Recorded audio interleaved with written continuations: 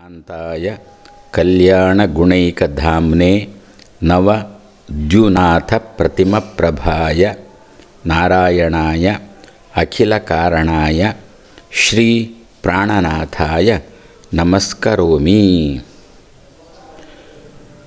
ಅಪಿ ತ್ರಿಲೋಕ್ಯಾಃ ಬಹಿಃ ಉಲ್ಲಸಂತಿ ತಮಃ ಹರಂತಿ ಮುಹುಃ ಆಂತರಂಚ ದಿಶ್ಯಾತ್ ದೃಶಂ ನಃ ವಿಶದಾಂ ಜಯಂತಿ ಮಧ್ವಸ್ಯ ಕೀರ್ತಿಃ ದಿನನಾಥ ದೀಪ್ತಿಂ.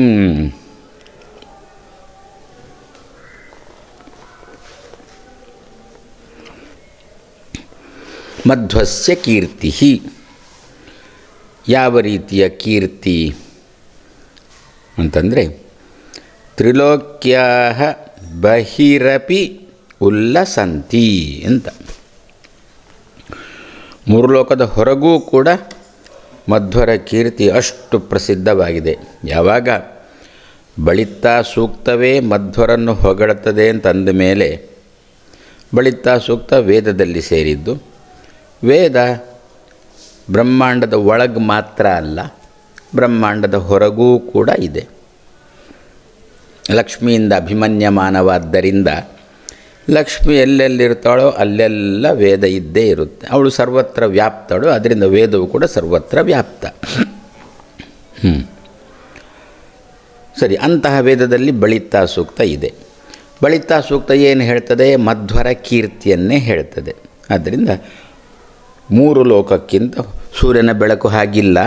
ಮೂರು ಲೋಕದ ಹೊರಗು, ಮೂರು ಲೋಕದ ಇಂಥದ್ದು ಯಾರೋ ಧರ್ಮ ಪ್ರಚಾರ ಮಾಡಲಿಕ್ಕೆ ಎಲ್ಲಿಗೋ ಹೋದ್ರಂತೆ. ಆವಾಗ ಹೋಗುದಾ ಅಂತ ಕೇಳಿದ್ರಂತೆ. ಅದಕ್ಕೆ ಇವರಂತೆ, ಮೊದಲು ನಿಮ್ಮ ಮನೆಯಲ್ಲಿ ಧರ್ಮ ಪ್ರಚಾರ ಮಾಡಿಕೊಳ್ಳಿ, ಆಮೇಲೆ ಬೇರೆ ಕಡೆಗೆ ಹೋಗಿ ಅಂತಂದ್ರಂತೆ. ಅದೇ ರೀತಿಯಲ್ಲಿ ಈ ಸೂರ್ಯ ನಾನು ಕೂಡ ಮೂರು ಲೋಕದ ಹೊರಗೆ ಬೆಳಕು ಕೊಡ್ಲೋ ಅಂತ ಕೇಳಿದ. ಮಧ್ವರ ಕೀರ್ತಿಗೂ ಸೂರ್ಯನ ಬೆಳಕಿಗೂ ಈಗ ಸ್ಪರ್ಧೆ. ಮಧ್ವರ ಕೀರ್ತಿ ಏನೆಲ್ಲ ಮಾಡ್ತದೋ ಅದನ್ನೆಲ್ಲ ತಾನೂ ಮಾಡಬೇಕು ಅಂತ ಸೂರ್ಯನ ಬೆಳಕಿಗೆ ಒಂದು ದಿನ ಸ್ಪರ್ಧೆ ಬಂತು. ಆವಾಗ ಯಾರೋ ಹೇಳಿದ್ರಂತೆ, ಮೊದಲು ನೀನು ಮನೆಯಲ್ಲಿ ಮೂಲೆ ಮೂಲೆಗಳಲ್ಲಿ ಕೂಡ ಬೆಳಕು ಕೊಡು, ಆಮೇಲೆ ಊರಿನ ಹೊರಗೆ ಮತ್ತೆ ನೋಡೋಣ. ಊರನ್ನು ತಿದ್ದಲಿಕ್ಕೆ ಹೋಗಿದ್ದಾನೆ, ಮೊದಲು ನಿನ್ನ ಮನೆಯನ್ನು ತಿದ್ದಿಕೋ ಅಂತ ಹಿರಿಯರು ಹೇಳ್ತಾ ಇದ್ದಾರೆ. ಅಲ್ಲೋ, ಮನೆಯ ಒಳಗೇ ಕತ್ತಲು ಉಂಟು. ಹಾಗಿರುವಾಗ ಸೂರ್ಯನ ಬೆಳಕು, ಮಧ್ವರ ಕೀರ್ತಿ ಹಾಗಲ್ಲ.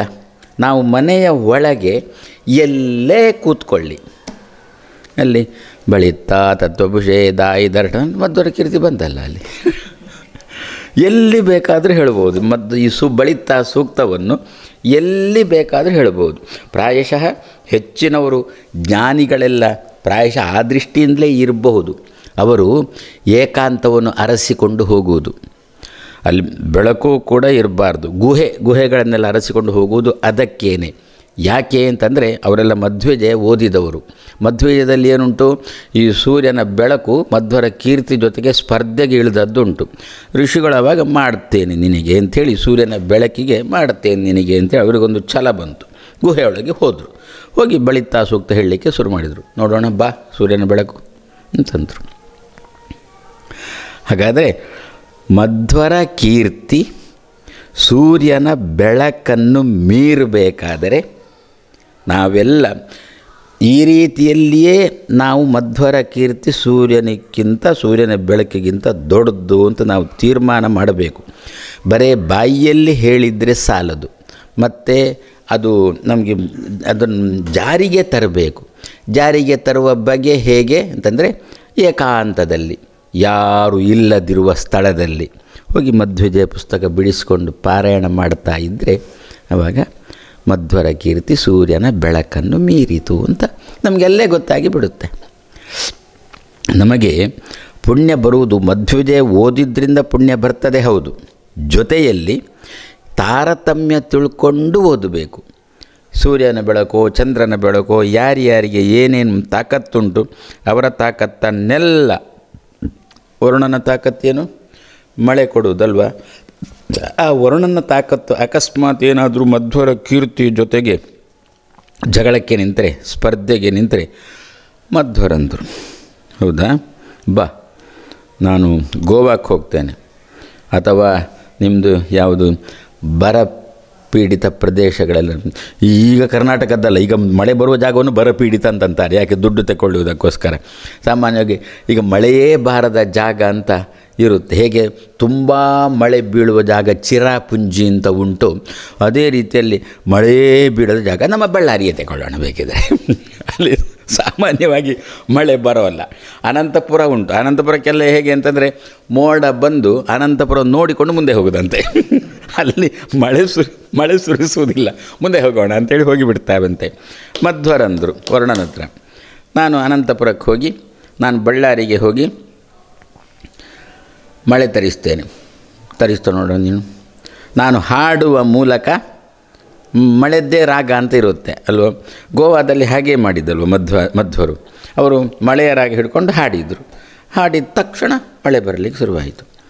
ವರುಣ ಅಂದೆ, ಇದು ಚಳಿಗಾಲ, ಯಾರದು ಮಳೆ ಕೊಟ್ಟದ್ದು? ನನ್ನ ಹತ್ರ ಕೇಳಿದೆ. ಮಧ್ವರಂತೆ, ನಾನೇ ಕೊಟ್ಟದ್ದೊಂದು. ನೋಡೋಣ, ನೀನು ಕೊಡು. ಚಳಿಗಾಲದಲ್ಲಿ ನೋಡೋಣ ಮಳೆ ಕೊಡು. ಮೊದಲು ಮಳೆಗಾಲದಲ್ಲಿ ಸರಿಯಾಗಿ ಮಳೆ ಕೊಡು, ಆಮೇಲೆ ಚಳಿಗಾಲ ಬೇಸಿಗೆ ಕಾಲಕ್ಕೆ ಮತ್ತೆ ನೋಡೋಣ. ಹಾಗಾದರೆ ಯಾರೇ ಆಗಲಿ ಸಮಸ್ತ ದೇವತೆಗಳು ತಮ್ಮ ತಮ್ಮ ತಾಕತ್ತನ್ನು ಹಿಡ್ಕೊಂಡು ಮಧ್ವರ ಜೊತೆ ಸ್ಪರ್ಧೆಗೆ ನಿಲ್ತೇವೆ ಅಂತಂದರೆ ಮಧ್ವಸ್ಯ ಕೀರ್ತಿ ಜಯಂತಿ ದಿನನಾಥ ದೀಪ್ತಿಂ ಜಯಂತಿ. ಆದ್ದರಿಂದ ಇದರ ಒಟ್ಟಿಗೆ ಅಭಿಪ್ರಾಯ ಏನು ಅಂತಂದರೆ ಅದೇ, ಸೂರ್ಯನ ಬೆಳಕು ಇಲ್ಲದ ಜಾಗದಲ್ಲಿ, ಅಂದರೆ ಏಕಾಂತ ಜಾಗದಲ್ಲಿ ನಾವು ಇಂತಹ ಗ್ರಂಥಗಳನ್ನು ಅಧ್ಯಯನ ಮಾಡಬೇಕು.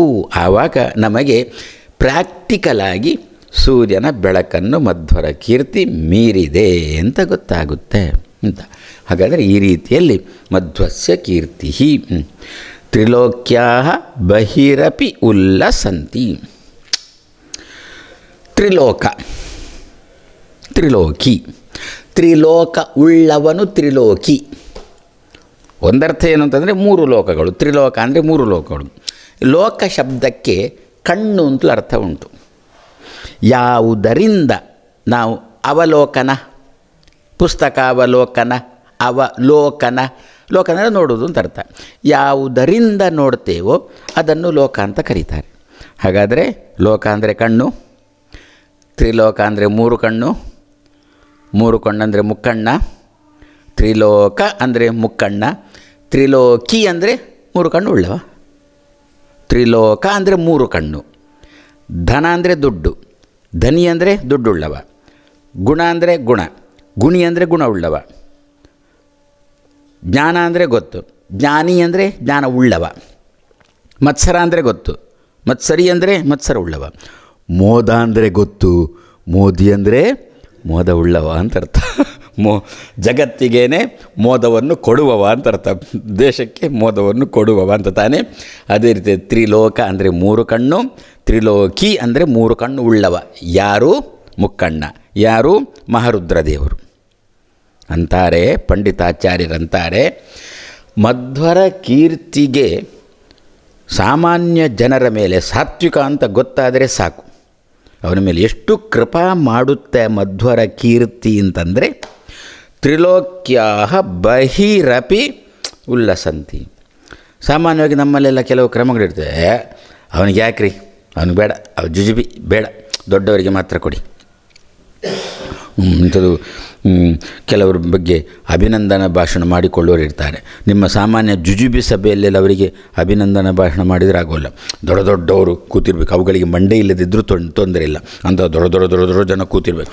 ಆ ಸಭೆಯಲ್ಲಿ ಅಭಿನಂದನಾ ಭಾಷಣ ಅಂತಂದಾಗ ಉಬ್ಬುತ್ತಾರಲ್ವ ಇವರು. ಯಾರಿಗೆ ಅಭಿನಂದನಾ ಭಾಷಣ, ಯಾರ ಬಗ್ಗೆ ಅವ ತುಂಬ ಉಬ್ಬುತ್ತಾನಲ್ಲ. ಮಧ್ವರ ಕೀರ್ತಿ ಹಾಗಲ್ಲ. ಮಾಡ್ಬೋದಿತ್ತು ಮಧ್ವರ ಕೀರ್ತಿ ಕೂಡ, ಮಧ್ವರು ಕೂಡ ಮಾಡ್ಬೋದಿತ್ತು. ನಾನಿನ್ನು ಸಾಮಾನ್ಯ ಅಂತ ಎಣಿಸಿದ್ದೀರಾ. ಆದ್ದರಿಂದ ನನ್ನ ಬಗ್ಗೆ ನೀವೇನಾದರೂ ಹೇಳುವುದಿದ್ದರೆ ದೊಡ್ಡ ದೊಡ್ಡ ಸಭೆಗಳು, ದೊಡ್ಡ ದೊಡ್ಡ ವಿದ್ವಾಂಸರು ಸೇರಿದ ಸಭೆಗಳು, ಆ ಸಭೆಯಲ್ಲಿ ಮಾತ್ರ ಹೇಳಬೇಕು. ಜುಜುಬಿ ಯಾರ್ಯಾರೋ ಸೇರಿರತಕ್ಕಂಥ ಸಭೆಯಲ್ಲಿ ನನ್ನ ಬಗ್ಗೆ ಹೇಳಿ ನನ್ನ ಮರ್ಯಾದೆ ತೆಗೀತೀರ ನೀವು, ಹಾಗೆಲ್ಲ ಮಾಡಬೇಡಿ ಅಂತ.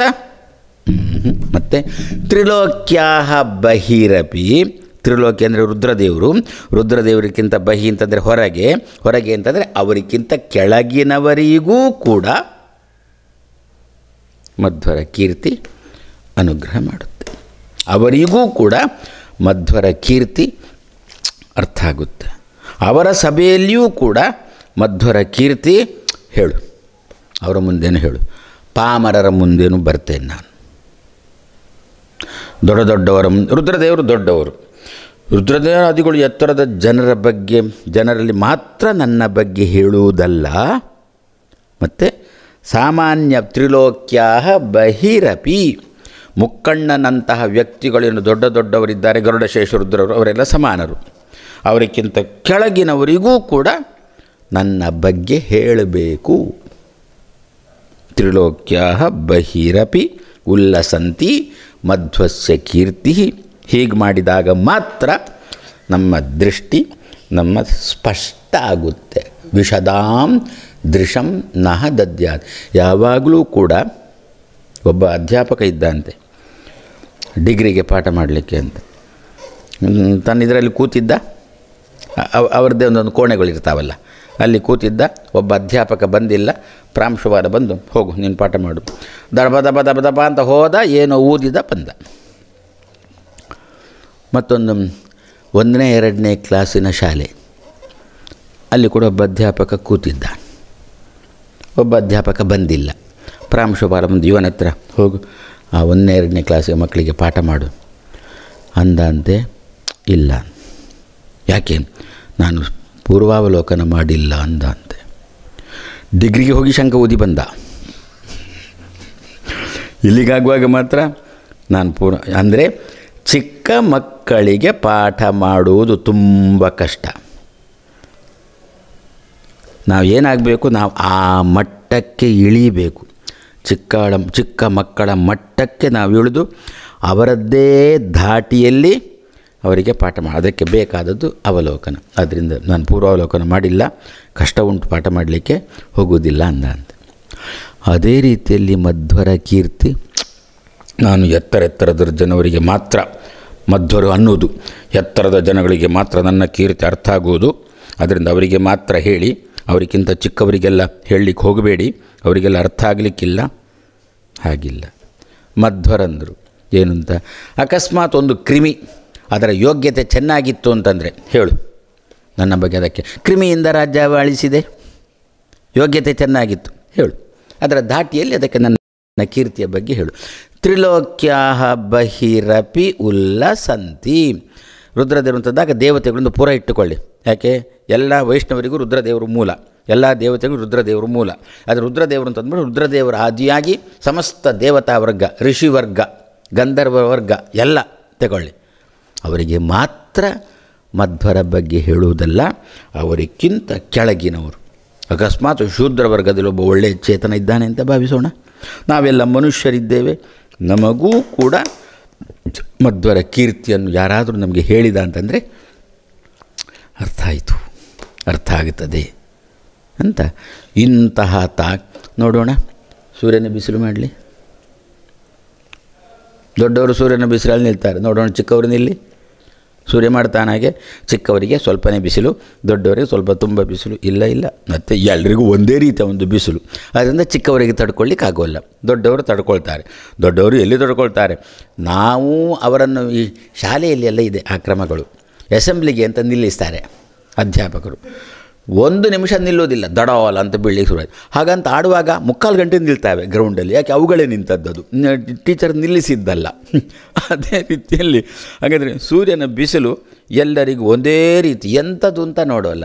ಮಧ್ವರ ಕೀರ್ತಿ ಹಾಗಲ್ಲ, ಎಲ್ಲರಿಗೂ ತನ್ನ ಕೀರ್ತಿ ಸಿಗಬೇಕು ಅಂತೇಳಿ ಅವರವರ ಮಟ್ಟಕ್ಕೆ ಅವರವರ ಯೋಗ್ಯತೆ ನೋಡಿಕೊಂಡು ಉಲ್ಲಸಂತಿ. ಈ ರೀತಿಯಲ್ಲಿ ಸೂರ್ಯನ ಬೆಳಕನ್ನು ಮಧ್ವರ ಕೀರ್ತಿ ಮೀರಿದೆ. ನಾರಾಯಣ.